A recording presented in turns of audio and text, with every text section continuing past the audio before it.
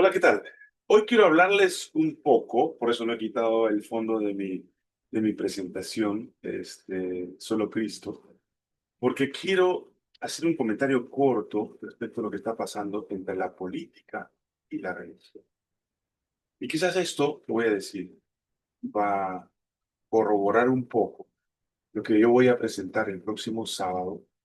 Estoy haciendo con anterioridad para conversar un poco acerca de los poderes que hablamos en el capítulo 13 desde el versículo 11 en adelante, el libro de Apocalipsis. Y quiero comentar un poco dónde yo veo que hay material para analizar respecto a lo que está pasando en la política y en la economía. Una de las cosas que hemos visto últimamente es la disminución de poderes relacionados con el comunismo.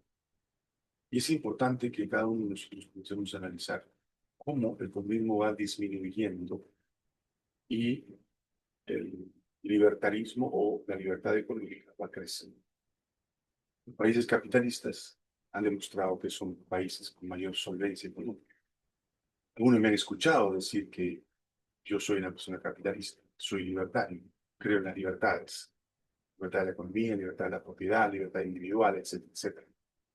Que no debemos imponer nuestras ideas a otras personas, simplemente se nos ocurre porque tenemos la posición y el poder para hacerlo. Un libertario cree que la economía se regula a sí misma.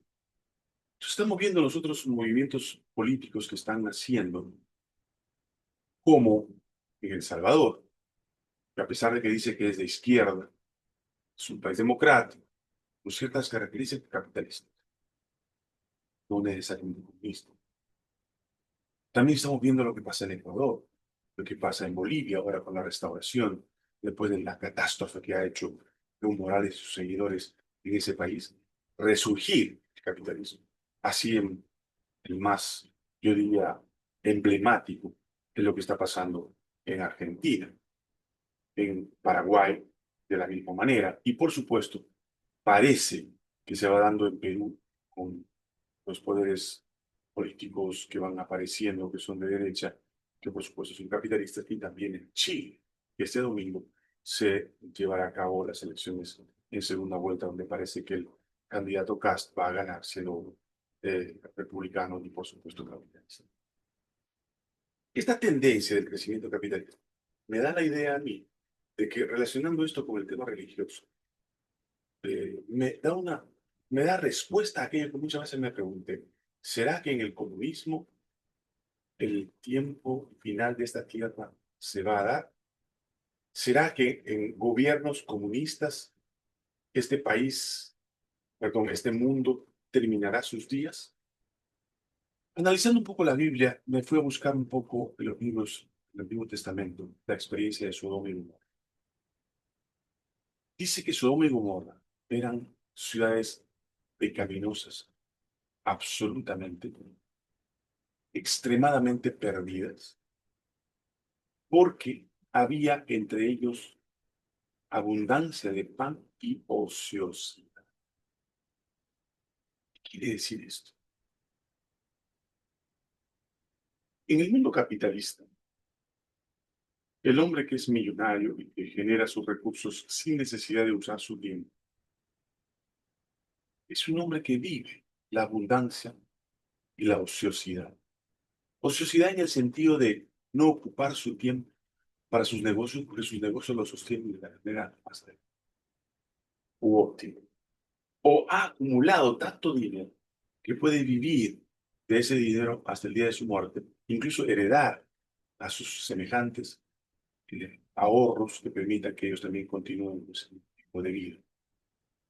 Me da a entender entonces que Sodoma y Gomorra eran ciudades donde la abundancia, la riqueza, era símbolo o era el caldo de cultivo para desarrollar una vida licenciosa. En ese sentido, si los países del mundo procuran el desarrollo económico como el que vemos, que a mí también me parece correcto. Ahora, ¿qué es lo que tú hagas en ese ámbito de beneficios, de bienestar social y económico, eso ya depende de ti. Pero es en un tipo de gobierno, de Estado como este, en el que parece que el tiempo del fin se acerca para nuestra tierra. Porque es en abundancia donde aparece lo licencioso del hombre, el libertinaje. Una cosa es la libertad y otra cosa es el libertinaje, incluso más de la libertad, incluso inadecuado. Entonces entendemos nosotros que si el mundo va en camino hacia ese tipo de gobiernos, entonces también va hacia una oportunidad para que el libertinaje vaya exacerbándose de tal modo que lo espiritual vaya decayendo, vaya terminando en su deceso. Porque cuando hay abundancia y no hay necesidad, parece que el corazón humano se olvida de Dios. En ese concepto encontramos nosotros entonces que estos poderes económicamente grandes, sostenibles, como Estados Unidos, Inglaterra y países de Europa, tienen el poder de determinar cierto tipo de sociedad en el cual ellos quieren vivir. Entonces, mirando un poco este tipo de sociedad en el cual ellos quieren vivir, notamos que hay una tendencia hacia el cristianismo de estos poderes. Que le habla de Cristo, mi ley habla de Cristo, habla de ser apoyo del pensamiento judío. Estados Unidos es un país protestante. Muchos de los países poderosos hoy en el mundo tienen una gran influencia en el cristianismo. ¿Pero qué tipo de cristianismo? Un cristianismo liberal, un cristianismo donde la profecía dice que muchos en el tiempo del fin, cuando dice, habrá 7 mujeres para un varón, utilizando el mensaje figurado de la profecía o la parábola, que le dirán al varón, danos nomás tu nombre, nosotros hacemos nuestra comida, nosotros nos preparamos, solo danos tu nombre. Para una mujer no estar casada era una afrenta. Y la profecía toma ese ejemplo para decirnos, en el tiempo del fin, todos tomarán el nombre de Jesús, pero cada uno hará su propia doctrina, lo que llamamos nosotros el falso cristianismo. Ese falso movimiento religioso que cree, dizque, en Cristo, que opina en favor de Cristo, pero vive en contra de los principios de Cristo.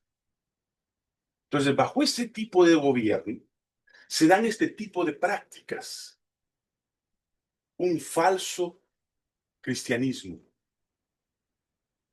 donde el movimiento ecuménico, que vamos a explicar un poco, es la unión de las iglesias bajo un poder religioso, apoyados por un poder económico o una condición económico-social favorable para el libertinaje, forman un tipo de religión que es una religión falsa, que dice tener a Cristo pero que no vive. Entonces, ese es el concepto que yo quiero desarrollar en la próxima presentación. Pero ¿por qué lo menciono desde el área política? Porque en el área político vemos nosotros que hay un cambio desde el socialismo hacia el capitalismo. La gente está cansada, quiere vivir una vida de privilegio, de bienestar, de economía libre, donde pueda hacer y deshacer con su dinero y con sus propiedades lo que quiera. En esa condición se da aquello que nosotros llamamos el liberalismo religioso, o un falso cristianismo. Ahora, siendo que ellos se llaman defensores del cristianismo, también hay otro movimiento en el mundo que aparentemente, a mi pensar, va mostrando una contraposición al pensamiento cristiano. Y el pensamiento cristiano se levanta contra ellos. Escuchen ustedes hablar a Abascal cuando desde el partido Vox dice que Europa se está llenando de musulmanes, de islámicos, y que están poniendo mezquitas en cada lugar, en cada ciudad.